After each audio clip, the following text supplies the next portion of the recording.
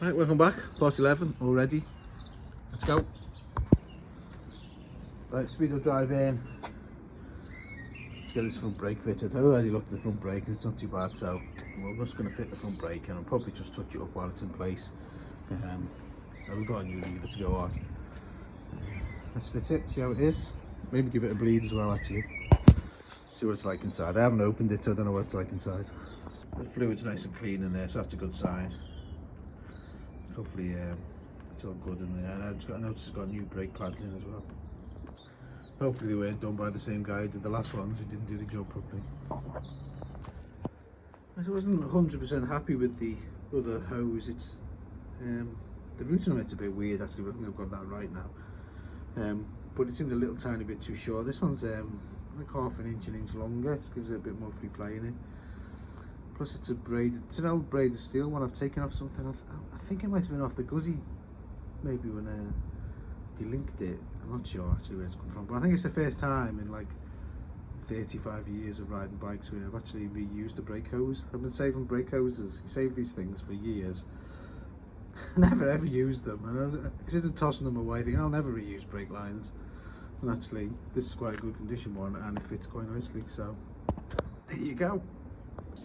New lever, high level one, cheap high level. Look at these high level stuff. Look at that. It's even got a little bushing in. Really nicely made. Don't know what the quality's like, but definitely good enough. Sling that on. Oh, super smart. Show the other side up now. I'm probably gonna have to buy another lever to go on the other side now. No, it's reasonable. The other one, the new one, look a lot better. Restoring bikes, eh? This is why I don't make any money restoring bikes. I think we'll be looking for a new side stamp bolt. It's showing slight evidence of some sort of road contact. I know the Kawasaki one's discontinued, but it looks like it's like a generic M10 17mm head bolt. Well, side stamp bolt.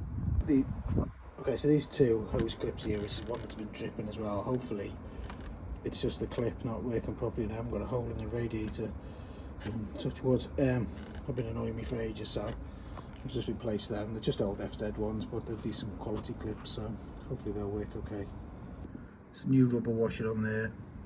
Again, should have been picked up when it was serviced. Don't know why. Alright, so fasten that up there. Put an O-ring in there on the brake pivot, and it doesn't look right. That looks to me like the chain adjuster's going to foul the arm, and this doesn't look the right angle to me. It needs to be more vertical. It's as if the arm's too short. So look at them. I have to have a look at that. Have some pictures and try and work out what's wrong there. Anyway, moving on from that, I think we'll do some electrical work now. I want to concentrate on getting some of the electric settled down so you can get spark and all the lights and everything working. I think get the bike alive. I feel happier then. Pack all the electrics away and seal everything up. Yeah, let's have a go with that. Does anybody know anything about this? Do you know anything about it? No? Yes? No? Got some cable and some new terminals so we can make up some battery leads. That's what was holding us back on the electrical bits, especially because it's underneath the carburetors as well. So let's do that. I think we need to do this bit first, do these big cables, have a little go with the little ones, and then we can probably sling a battery on it and see if it's alive. Right, so I'm not going to do a video on how to solder wires. I think I've done that before. It's just exactly the same process as any others, so but I will show you off my roughly very neat soldering, so if you're happy with that, I won't show it all, maybe a few photographs. Okay, and we made up the starter cable as well. Focus. Right, it's a new starter cable all the way through to the starter solenoid. Yeah, it just needs a little bit of tidying up there. Just make sure that's all nice and tidy and a nice rubber boot putting on it. It's all done. There's a real tight fit in them terminals. Okay, so that's that done. Got a nice terminal here. We've got this one done. Got this earth done. So that should be enough to start the bike up. We'll see how that goes.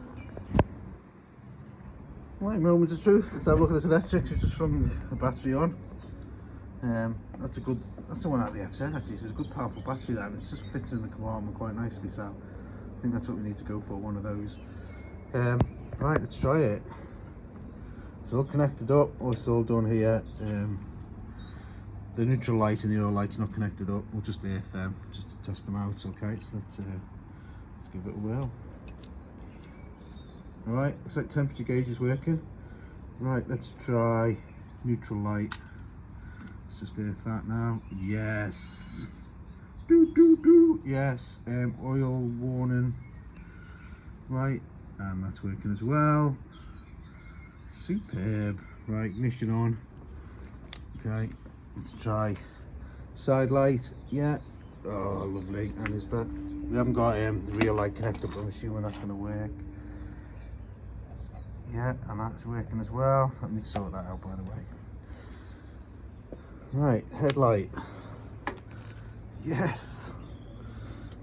High and low. Yes. Absolutely superb. Let's press the horn. No, no horn. I don't think it's connected up. It's not actually. That won't help. Right, I don't know if the indicators are going to work. Oh my god.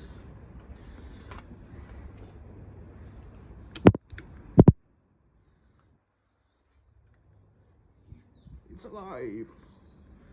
It's alive.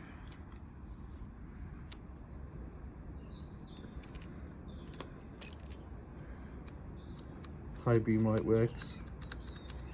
That looks good. Right. I think at that point now, I'm going to tidy these electrics up. Tidy that mess up at the front up there. Pack that away. Fit the bracket on properly. That's good. We haven't tried the brake light, have we? Can we do that here? Oh, leave it.